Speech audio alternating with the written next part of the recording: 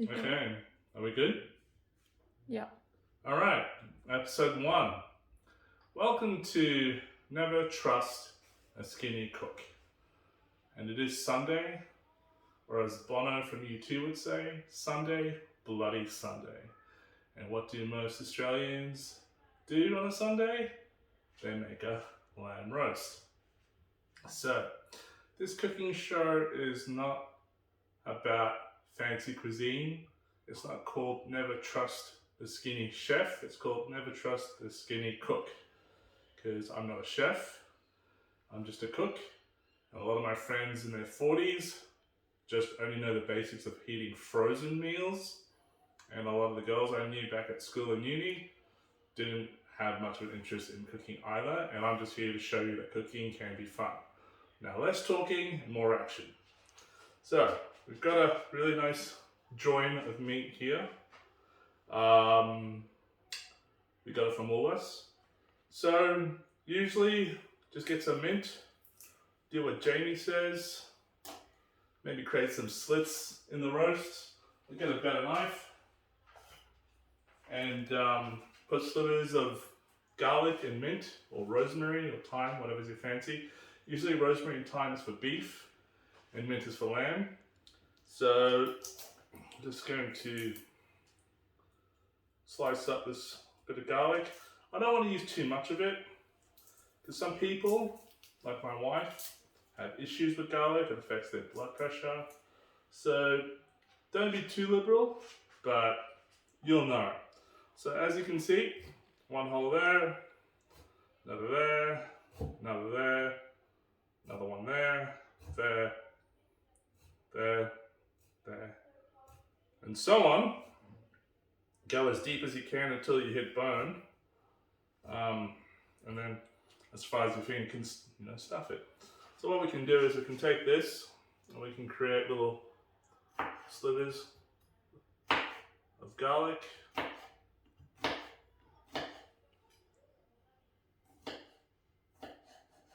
Like so. I think that's more than enough. We can get more garlic in there, but hey, we're not Greek. So you can also put some thyme or rosemary in there. At the moment, at home, I've only got some parsley, so that's more of a garnish. So I shan't be bothering. We let this piece of meat actually rest for a good 20 minutes after defrosting it. Usually I don't like to wash it down because I don't want to encourage bacteria. In this particular instance, my wife decided in her infinite wisdom to actually put it under the tap, and then she patted it down for me. So now that's done, I'm not going to put any more in and go crazy.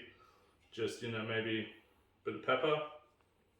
So this is just for my friends, If this thing takes off, I don't really care, but look guys, it's not really that complicated. A lot of pretentious people will try to intimidate you and do something that's a little bit more ostentatious, if that's the word that we should be using. I can do stuff like that. I mean, I can create you a beef Wellington, which I might do over Christmas or on my birthday, or a Moroccan tagine, but I don't want to scare anybody. And winter's coming across pretty soon, and less than 15 days. So my eldest son wants me to make Lancashire hot pot, and maybe some American chili using actual brisket or beef shin instead of mince, because we've done more than our fair share of American chili con carne with mince, but more the traditional recipe would be to use a brisket or a beef shin. We've got some salt here as well. We like using iodized salt. I don't know if that really helps with cramping and all those other issues. I'm not a medical professional, so maybe you should consult your doctor. But yeah, see, I'm very liberal with that. And on the side, I know you guys are saying, why am I not using a proper salt dispenser? And I'm like, well, I'm a bloke and I'm rough. So maybe next time I'll probably get a proper salt and pepper grinder. Meh. Alright, look, that's as basic as it is. We got a roasting tray here. I might want to preheat that oven. So essentially, if you're going low and slow with meat, around 110 to 130, especially for brisket, even if you're braising it, or that chili, which is similar to slow cooking a brisket. But if you want something done in less than an hour, or just an hour and a half, I think you probably should be going up to 200. And as Meg, I'm going to preset it to 200. It is 1 o'clock in the afternoon. We have a late breakfast, not a late lunch. And the modes I've got here are slow cooking, fan force grill, small grill, large grill, fan force with the upper grill, the other one was the lower grill, or you can go full fan or partial fan, which means it only heats the elements on the top and bottom, not the ones on the side. But because we're running out of time, we're probably better off going for the full force fan, purely so we can get this sucker done in maybe an hour and have it ready by 2 o'clock. So later on I will cut up some root vegetables and put it in a serving tray separate to the roast, and go from there. So I had a little stand with this thing, but I think my wife gave it away. So I'll just put it straight into the tray, like so.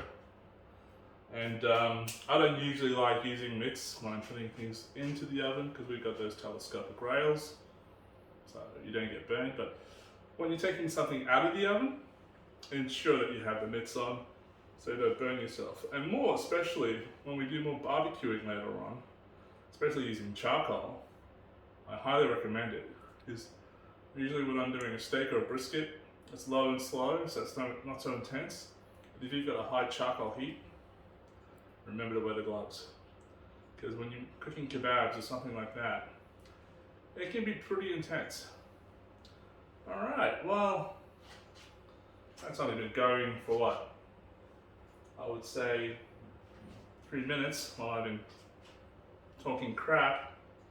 But we recommend suggestions of what you want us to do moving forward. Essentially, the first show was all supposed to be about how to basically fry an egg, because we need to take it to basics with a lot of people these days. I'm not any celebrity chef. I'm not trying to do the whole health food fad, as you can tell. I'm a bit of a foodie. But moving forward, I think we'll probably just do like an episode of how to cook an omelette. I can get somebody else to chip in, because my eldest daughter does a lot of that for breakfast as well. And then we can go to more elementary stuff as well, if that's what you want. But yeah, look, I'm just gonna put the sucker in here. It hasn't really preheated for long enough, but you're probably sick and tired of the sound of my voice. So here we go.